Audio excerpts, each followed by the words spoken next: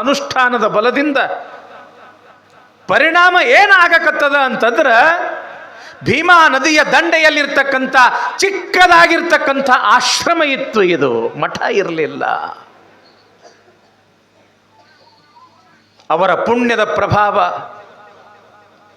ಅವರ ತಪಸ್ಸಿನ ಪ್ರಭಾವ, ಕ್ಯಾಡಗಿ ಗ್ರಾಮದಲ್ಲಿ ಇರ್ತಕ್ಕಂಥ ಎಲ್ಲ ಗುರು ಹಿರಿಯರ ಒಂದು ಭಕ್ತಿಯ ಸಂಬಂಧ, ಊರಲ್ಲ, 2 ಊರಲ್ಲ, ಸುತ್ತಮುತ್ತ ಇರ್ತಕ್ಕಂಥ 50-60 ಹಳ್ಳಿಗಳ ಒಂದು ಭಕ್ತಿಯ ಸಂಬಂಧದಿಂದಾಗಿ, ಅವರ ಒಂದು ಸಂಘದಿಂದಾಗಿ ಇವತ್ತು ಪುಟ್ಟದಾಗಿರ್ತಕ್ಕಂಥ ಈ ಹಳ್ಳಿಯೊಳಗ ಬಸವ ಪುರಾಣ ನಡೆದ್ರ ಯೂಟ್ಯೂಬ್ದೊಳಗೆ ಲಕ್ಷ ಜನ ಬಸವ ಪುರಾಣ ಕೇಳಾಕತ್ತಾರ. ಕಾರಣ ಮಹಾತ್ಮರ ಸಹವಾಸ. ಏನು ಆಗ್ತದ ಮಹಾತ್ಮರ ಸಹವಾಸದಿಂದ? ಇಂಥದೊಂದು ದೊಡ್ಡ ಕ್ರಾಂತಿ ಆಗ್ತದ ತಂಗಿ. ಇದು ಇನ್ನ 3ನೇ ದಿವಸ ಇದು ಬಸವ ಪುರಾಣ. ನೀವು ನೋಡ್ಕೊಂತ ಹೋರಿ, ಏನು ಮುಂದೆ ನೋಡ್ಕೊಂತ ಹೋರಿ. ಇಂಡಿ ತಾಲೂಕಿನಲ್ಲಿ ಇರ್ತಕ್ಕಂಥ ಪುಟ್ಟದಾಗಿರ್ತಕ್ಕಂಥ ಈ ಖೇಡ್ಗಿ ಎಂಬತಕ್ಕಂಥ ಗ್ರಾಮ ಮರಿ ಬಸವ ಕಲ್ಯಾಣ ಆಗ್ಲಿಲ್ಲ ಅಂತಂದ್ರೆ ನನಗೆ ಉಪ್ಪಿನ ಬೆಟಗೇರಿ ಸ್ವಾಮಿ ಅಂತನ ಕರೆಯಕ್ಕೆ ಹೋಗ್ಬೇಡ್ರಿ ನೀವು. ಯಾಕ? ಇದು ಬಸವ ಪುರಾಣ ತಂಗಿ.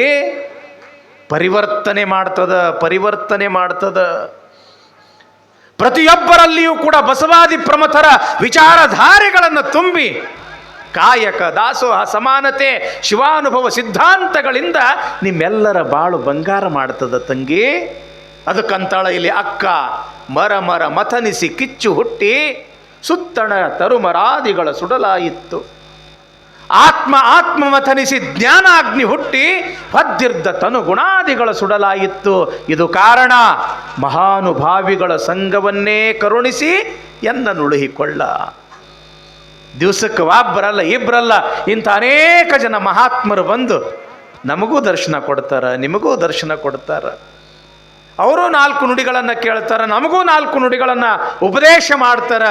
ಹೀಗಾಗಿ ಈ ಕ್ಷೇತ್ರ ಏನಾಗ್ತದ ಅಂತಂದ್ರೆ ಮರಿ ಬಸವ ಕಲ್ಯಾಣ ಆಗ್ತದ ಎಂಬತಕ್ಕಂಥ ವಿಚಾರ ಪೀಠಿಕಾ ಭಾಗದೊಳಗೆ ತಿಳಿಸ್ತಾ, ಇನ್ನು ಪುರಾಣ ಭಾಗದೊಳಗೆ ಯಾವ ವಿಚಾರ ಬರ್ತದೆ ಅನ್ನೋದನ್ನು ನಮ್ಮ ಗವಾಯಿಗಳೊಂದು ಹಾಡನ್ನು ಹೇಳ್ತಾರೆ.